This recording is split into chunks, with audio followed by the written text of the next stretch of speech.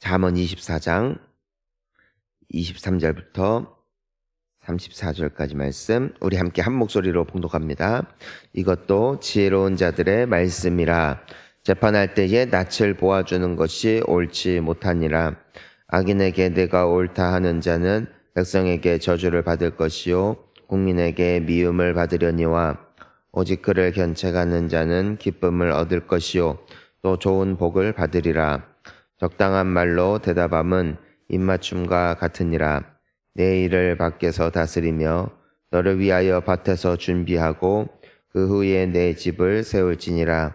너는 까닭없이 내 이웃을 쳐서 증인이 되지 말며 내 입술로 속이지 말지니라. 너는 그가 내게 행함같이 나도 그에게 행하여 그가 행한 대로 그 사람에게 갚겠다 말하지 말지니라. 내가 게으른 자의 밭과 지혜 없는 자의 포도원을 지나며 본즉 가시덤불이 그 전부에 퍼졌으며 그 지면이 거친 풀로 덮였고 돌담이 무너져 있기로 내가 보고 생각이 깊었고 내가 보고 훈계를 받았노라. 내가 좀 더 자자 좀 더 졸자 손을 모으고 좀 더 누워있자 하니 내 빈궁이 강도같이 오며 내 곤핍이 군사같이 이르리라. 아멘. 자, 할렐루야. 우리가 방금 찬송가에서 찬양을 했는데 그 인생에는 두 종류가 있다고 하죠. 반석 위에 세운 집과 같은 인생이 있고 모래 위에 세운 집과 같은 인생이 있다고 고백을 합니다. 반석 위에 세운 집은 든든하죠. 그래서 우리가 항상 건물을 지을 때 오랜 시간 소요하는 것이 눈에 보이지 않지만 기초 작업입니다. 기초 작업이 평평하고 단단할수록 그 위에 세운 집이 든든하게 서는 것입니다. 아무리 마음이 급하다고 하여 그냥 제대로 집안을 다지지 아니하고 그 위에 건물을 세우게 되어지면은 남들이 보았을 때는 속도는 빠르고 또 화려해 보이고 또 그 결과는 그럴싸해 보이지만 불과 얼마 가지 않아 그 건물에 하자가 생기고 또 문제가 생기는 것은 당연한 이치입니다. 여러분, 이와 같이 우리의 본능과 생각을 따라 지어지는 인생은 남들이 보았을 땐 빨라 보이고 괜찮아 보이지만 그 끝이 그렇게 좋지 않죠. 결국 문제가 생깁니다. 하지만 조금 느린 것 같다 할지라도 하나님의 말씀 위에 반석 대신 그 말씀 위에 우리의 삶을 세우고 나의 생각과 나의 의지와 나의 어떤 명철이 아닌 주님의 지혜를 조차 차근차근 세워지는 인생은 든든하고 안전하고 또 복이 되어지는 줄 믿습니다. 그래서 우리가 새벽마다 함께 기도하기 전에 하나님의 말씀을 보고 또 묵상하는 이유가 여기에 있겠죠. 우리가 오늘 말씀을 보면은 우리가 한번 잠깐 생각해 볼 부분이 있습니다. 그게 뭐냐면 내가 하나님 앞에 복을 받는다, 이 세상에서 잘 산다라는 것은 단순히 하나님 앞에 내가 기도하니까 잘 된다가 아닙니다. 이 세상을 사는 데 있어서 필요한 것은 지혜입니다. 왜냐하면 우리가 사는 세상에는 원리가 있고 또 이치가 있어요. 우리가 사람과의 관계를 맺을 때에 기술이 필요하죠. 우리가 연애할 때도 기술이 필요하고 사람을 사귈 때도 나름대로 기술이 필요합니다. 서로에게 말도 잘해야 되고 시간도 보내야 되고 또 함께 공유하는 시간, 또 서로를 존중하는 마음, 이런 것들이 배제된 채로 내가 그 사람과 친하게 지내야겠다, 내가 그 사람과 친하게 지낼 수 있다, 하나님 친하게 지낼 수 있게 해주세요, 기도하는 것은 참으로 어리석다는 것이죠. 기도하면 하나님은 우리에게 그것을 또한 감당할 만한 힘을 주시는 분이지만 또한 우리는 그것에 대하여 지혜가 필요하다라는 것입니다. 그래서 우리가 이 잠언 말씀을 보면은 이 지혜롭게 산다는 것, 결국 잘 산다는 것입니다. 그래서 관계에 있어서나 또 물질 관리에 있어서나 무엇보다도 하나님을 경외하는 마음을 가지고 살아간다는 것이 얼마나 중요한지 그래서 우리에게 보여주는 것이죠. 한 분이 그 교육학을 전공하신 분인데 그분이 그런 말씀을 하세요. 본인은 이미 중학교 2학년, 3학년 때부터 아이들에게 전적으로 너의 인생에 너가 결정하고 너가 선택을 해라 라고 교육을 하셨다고 해요. 자칫 들으면 너무 이른 것 아닌가. 하지만 그분이 어려서부터 철저하게 이 아이들에게 그 기준을 하나 세워줬다는 것입니다. 너가 선택하지만 하나님이 보고 계심을 기억해라. 너가 원하는 대로 해라. 너가 결정해라. 하지만 하나님이 지켜보고 계시다는 것을 기억하라. 그러니까 여호와에 대해 여호와를 기억하라. 이것을 어려서부터 철저하게 교육한 것이죠. 그러니까 이 아이들이 아직 처음에는 좀 어색하고 부모님이 그냥 그 선택을 존중해 주는 것 같지만 항상 기억하는 원칙, 원리 하나, 하나님이 보고 계심을 기억하고 그리고 나서 네가 선택을 해라. 그것이 기준이 되어지니까, 즉 여호와를 경외함이 모든 지식의 근본이다. 이것이 삶 가운데 적용이 될 수 있는 교육이 되어지니까 아이가 아무리 선택을 하더라도 항상 그 기준이 하게 되니까 보든 보지 않든 하나님 앞에 사는 인생이 되더라는 것이죠. 여러분, 이것이 또한 우리의 인생이 되어야 될 줄 믿습니다. 여러분, 오늘 하루 우리가 성인인데 뭐 마음대로 살죠. 누가 여러분을 감시하겠습니까? 저 역시도 여러분들을 교회에서나 보지 여러분 쫓아다니면서 볼 수 있는 것도 아니고 또 우리가 그렇게 한다고 해서 바뀌는 것도 아니고, 하지만 내가 오늘 나의 입술의 모든 말과 마음의 묵상이 그리고 나의 모든 선택하여지는 모든 인생의 순간순간 가운데 여호와께서 나를 지켜보고 계시다.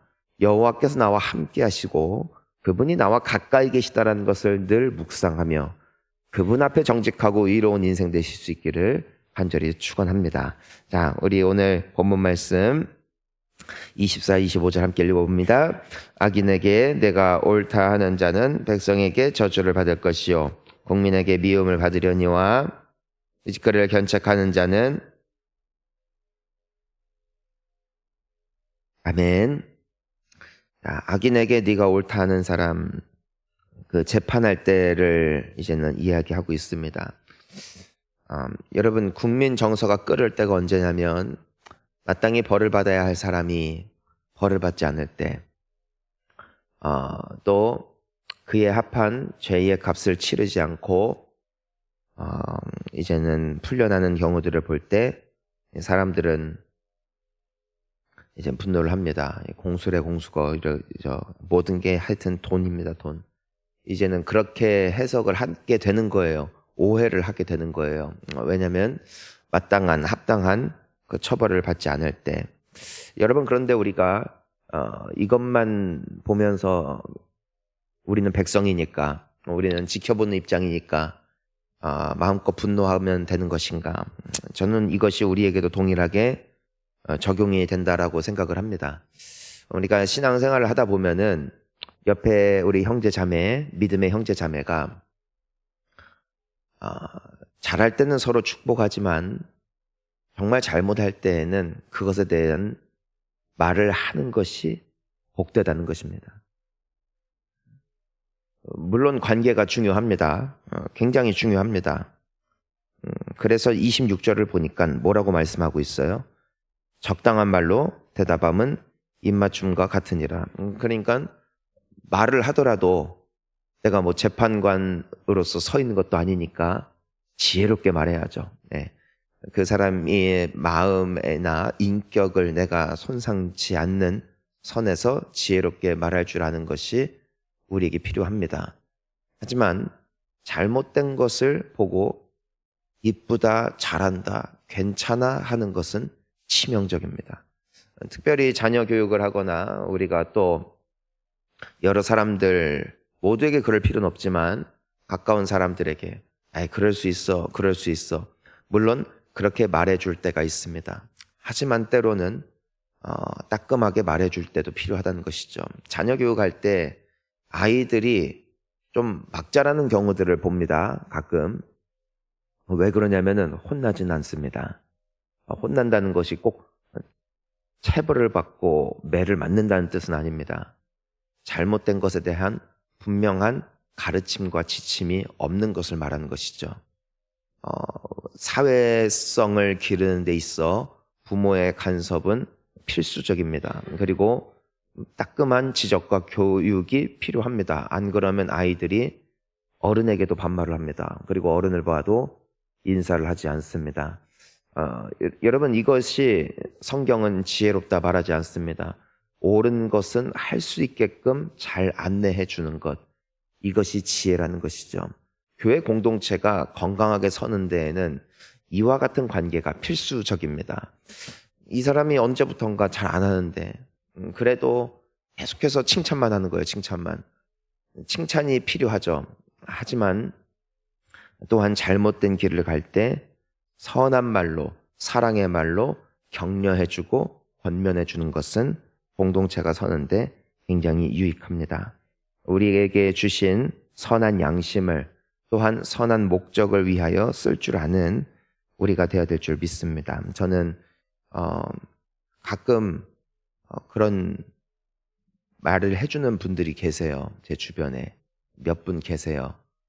제가 뭐 목회를 하든 또한 사람들을 대할 때 조금 이것은 제가 목회를 하는데 유익하지 않은데 하면은 조금 지켜보다가 조심스럽게 말해 주십니다. 그러니까 막 험한 말이 아니라 조심스럽게 굉장히. 그리고 이것은 굉장히 좀 사람들이 좀 충격을 받을 수 있는 부분이고 상처를 받을 수 있으니까 좀 이런 부분을 한 번 더 생각해 보면 어떨까요? 하고 굉장히 조심스럽게 말해 주세요. 너무 고마워요. 너무 고마워요. 왜요? 몰라서 그러는 거지. 누가 악한 마음을 가지고 그러겠냐고요. 자, 우리 함께 또 우리 28절도 함께 읽어볼까요? 너는 까닭 없이 내 이웃을 쳐서 증이 되지 말며 내 입술로 속이지 말지니라. 자, 우리가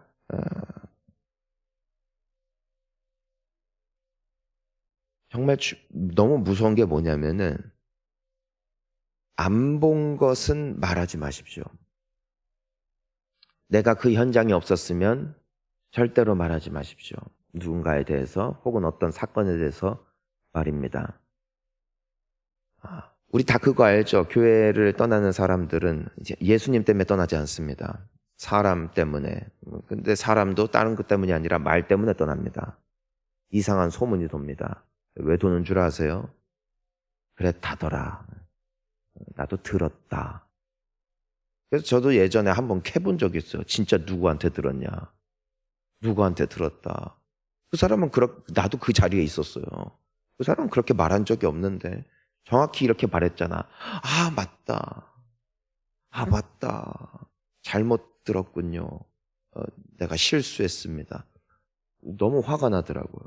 왜냐면은 왜 그런 말을 하냐고. 그러니까 남에 대한 잘못된 소문이 퍼져서 한 번 말이 옮겨가잖아요. 그 말을 주워 담을 수가 없어요. 그 말이 퍼지는 것을 막을 길이 없어요. 전 그래서 우리 당회할 때도 장로님들과 함께 늘 약속한 게 있어요. 장로님들 우리 당회에서 논의된 내용은 절대로 우리 아내들에게도 말하지 맙시다. 그거는 그리고 이미 흘러온 전통이고 이것이 교회를 잡아주는 굉장히 든든한 기초가 되어지고 있습니다. 여러분 이것이 굉장히 중요해요. 까닭 없이 잘못된 증인을 서가지고 사람을 어렵게 만드는 것, 이것이 공동체를 무너뜨리는 굉장히 빠른 지름길이 됩니다. 여러분 입 무거운 소문나기를 축복합니다. 가장 좋은 소문이 저 사람은 입이 무겁다. 저 사람은 어디 가서 말 안 한다. 이것만큼 좋은 칭찬이 없어요. 여러분 입을 잘 관리하시기를 축복합니다. 자, 마지막으로 우리 30절부터 보니까 게으른 자에 대해서 말하고 있어요. 자, 우리 30, 31절 봅니다. 내가 게으른 자의 밭과 지혜 없는 자의 포도원을 지나며 본즉 가시덤불이 그 전부에 퍼졌으며 그 지면이 거친 풀로 덮였고 돌담이 무너져 있기로 내가 보고 생각이 깊었고 내가 보고 훈계를 받았노라. 내가 좀 더 자자 좀 더 졸자 손을 모으고 좀 더 누워있자 하니 내 빈궁이 강도같이 오며 내 곤핍이 군사같이 이르리라. 아멘. 자, 우리가 사실 여기 보면은 게으른 사람은 없는 것 같습니다. 다 각자의 삶이 있고 바빠요. 오히려 일을 좀 줄여야지. 너무 일을 많이 해서 오히려 아플 정도죠. 게으른 사람은 우리나라에는 거의 없는 것 같습니다. 거의 부지런합니다. 근데 우리가 정말 게으르기 쉬운 것이 있습니다. 그것이 바로 영성입니다. 주님과의 관계입니다. 여러분 다른 데는 게으르더라도 선한 데는 지혜롭고 악한 데 게으르시기를 축복합니다. 선한 데는 부지런하고 악한 데는 게을러야 돼요. 우리가 주님의 말씀을 가까이 하고 기도하는 데는 부지런해야 돼. 여기 게을러지잖아요. 영성에 풀나, 영성에 잡초가 나요. 나중에 뽑지도 못해요. 기경해야 돼요. 쟁기를 갈아야 된다고. 그래야 말씀의 씨앗이 떨어졌을 때 싹이 나죠. 근데 우리 그 비유 있잖아요. 가시덤불, 돌밭. 왜 그래요? 게을러서 그래요. 기경을 안 하는 거예요. 가꾸지 않으면 마음은 끊임없이 잡초가 자란다고요. 여러분 주님을 꼭 붙잡고 오늘 하루도 잘 살아내시기를 축원합니다. 함께 기도하겠습니다.